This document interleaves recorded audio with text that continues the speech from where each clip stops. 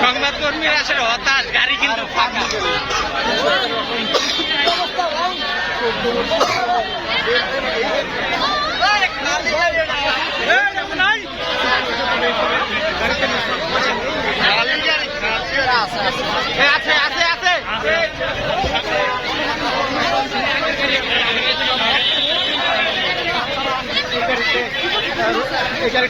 রয়েছেন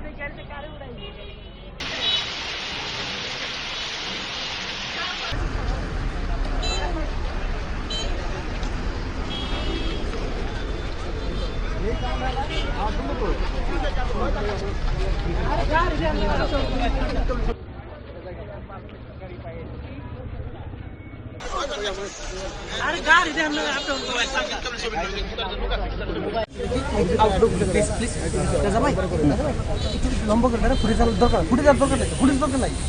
আরে দিতে নেই কি করবো এখানে লাভ নেই।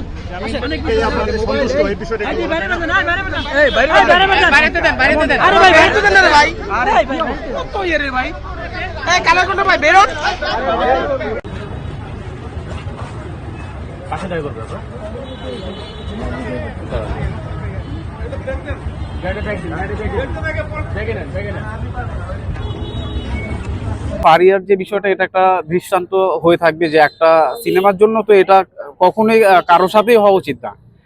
আর অভিনয় শিল্পীদের কাজই হচ্ছে অভিনয় করা। তো আমরা চাই যে এরকম আসলে মিথ্যা মামলা বা ভুয়া মামলা ভবিষ্যতে যেন কোনো আর্টিস্টের সাথে না ঘটে। এরকম হয়রানিমূলক কাজের জন্য কিন্তু দেখেন একটা মানুষের ক্যারিয়ারে ধ্বংস নেমে আসে। তো সেই জায়গা থেকে তো সে তো যেটা ফেস করলো, এটা তো মানে সে তো এটার জন্য এখন সাফারার। একটা যে ট্রমা যে তার ভেতর ঢুকে গেছে, এই ট্রমা থেকে বের হয়ে আসতে আসলে এখন কতটা সময় লাগবে এটা আসলে বোঝার বিষয়, বা তার যে আসলে ক্ষতিটা হলো এই ক্ষতিটা রিকভার হতে কতদিন লাগবে এটাও মানে ভাবনার বিষয়। তার আগে থেকে অ্যাপয়েন্টমেন্ট নেওয়া ছিল থাইল্যান্ডে ডক্টরের কাছে, সে চিকিৎসার জন্য মানে যাওয়ার কথা ছিল এবং আবার চলে আসার কথা ছিল।